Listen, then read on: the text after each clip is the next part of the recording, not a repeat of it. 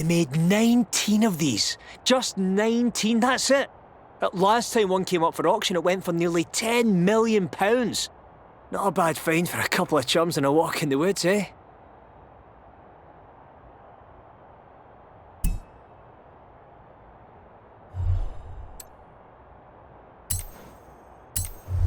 Right, so about those holes. The story on Reddit was that this used to belong to a police detective who was involved in multiple shootouts. I'm like 80% sure that nobody died in this car. So, enjoy, I guess.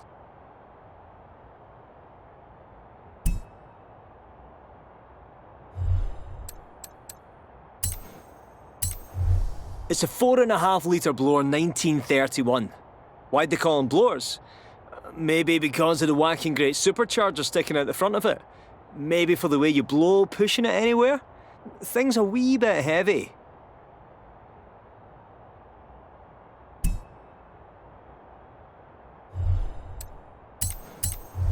You're gonna have so much fun in this. It's weird finding one just gathering dust in a barn, actually. Much more likely to find one parked in a lake or a ditch.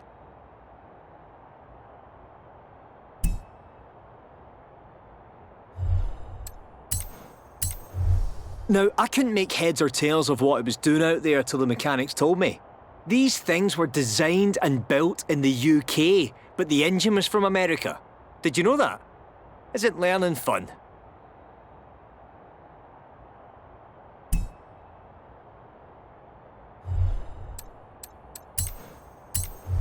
So, I looked this thing up, read all about it. Built in 1993, but for straight-line speed, it'll match most supercars on the road today. Speaking of which, you want to do the honours?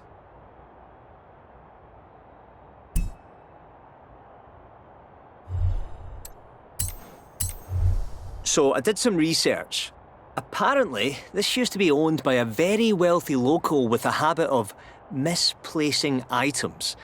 It was this habit that led to this poor E-Type being left in a barn after the keys for it were lost. Instead of trying to find the keys, he just bought another.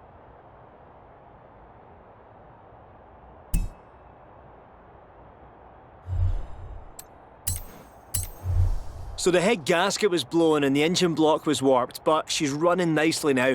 What do you say? Shall we get out there?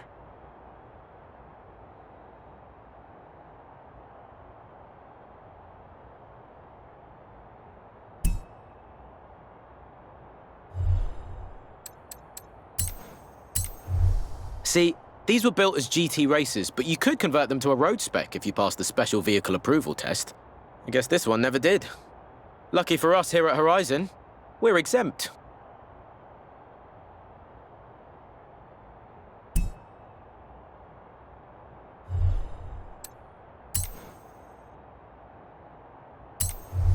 Had a word with a mechanic. He thinks, mind, someone was trying to build a hill climb car out of it, cut out the wheel arches, got the engine bay ready for a V8, then gave up, I suppose. Oh well, their loss is our gain.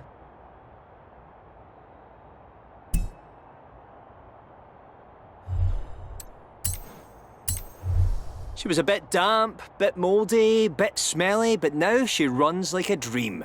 You can't kill a Mini. If this thing had a little more ground clearance, I'd take it off-road.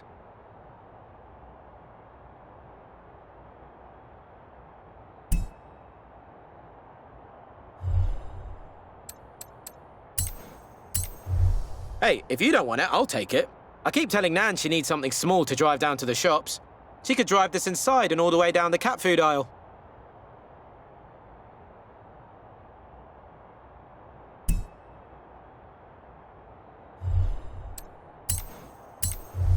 Look, enjoy, but be careful, eh? Last owner must have got a bit excited on a corner, tore off the whole rear wheel and suspension.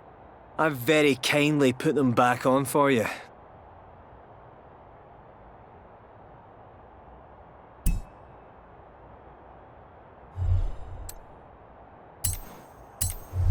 Well, as an aeroplane, the Spitfire may have won the war, but as a car, it made it worth living in peacetime.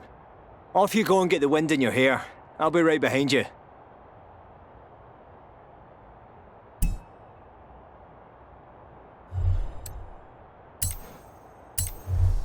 See that engine?